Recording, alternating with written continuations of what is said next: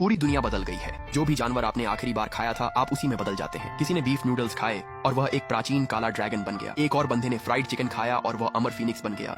मैंने breast chicken rice खाई थी और बस गाना, नाचना और रैपिंग ही अनलॉक कर पाया। राक्षसों से भरी इस दुनिया में मैं ज्यादा दिन नहीं टिक पाया। बेवकूफ सा मर गया। मेरा पुनर्जन्म प्रलय के ठीक पहले हुआ है और मुझे सब पता है।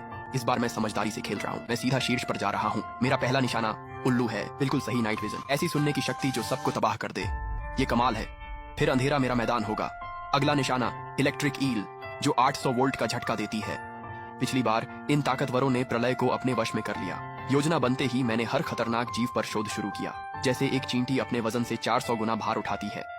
लेकिन बुलेट एंट शीर्ष स्तर की, यह जीवित सबसे जहरीले जीवों में से एक है। उल्लू मुझे रात की नजर और कान देता है। ईल बिजली, बुलेट एंट से मिली ताकत, डंक और जहर, हमला, इंद्रियां, जहर सब है। लेकिन मुझे अब भी रक्षा की जरूरत थी। इसके बिना सबसे ताकतवर लड़ाका भी आखिरकार हार जाता है। जीवन में एक ही मौका मिलता है, इसलिए मैं बिना किसी कमजोरी वाला किरदार बना रहा हूँ। रक्षा के लिए मगरमच्छ या कछुआ, कौन बेहतर है? पिछली बार मैंने किसी को मगरमच्छ खाते देखा और वह कवचधारी बन गया। ताकत और रक्षा बेमिसाल थी। किसी ने आर्माडिलो का सुझाव दिया पर वह संरक्षित और प्रतिबंधित होने के कारण मैंने छोड़ दिया। फिर मुझे याद आया, टार्डिग्रेड, प्रकृति का सबसे अमर जीव। महाप्रलय से पहले इन्हें पर्याप्त मात्रा में खा लूं तो मुझे इनका अजेय शरीर विरासत में मिल जाएगा। ये जीव सचमुच तब तक नहीं मर सकते जब तक सूरज है। बेहद गर्मी, बेहद ठंड, कोई समस्या नहीं। इन्हें बाहरी अंतरिक्ष में फेंक दो, परमाणु विकिरण से मारो, शायद फिर भी बच जाएंगे। सबसे अच्छी बात, टार्डिग्रेड्स हर जगह मिलते हैं। सबसे तगड़ी क्षमता पाने का तरीका। पर अंतरिक्ष में बचने वाली चीज को कैसे मारें?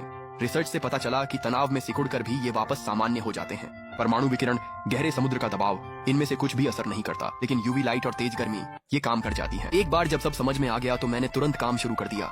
महाप्रलय में सिर्फ 3 दिन बचे थे। मुझे सब कुछ जल्दी इकट्ठा करना था। टार्डिग्रेड्स के लिए मैंने ऑनलाइन माइक्रोस्कोप और यूवी स्टेरिलाइजर लैंप मंगाया। मेरा शहर खेतों जंगलों से घिरा है। यहाँ काई है, टार्डिग्रेड्स के लिए आदर्श घर। लौटते वक्त मैंने एक सलामेंडर देखा।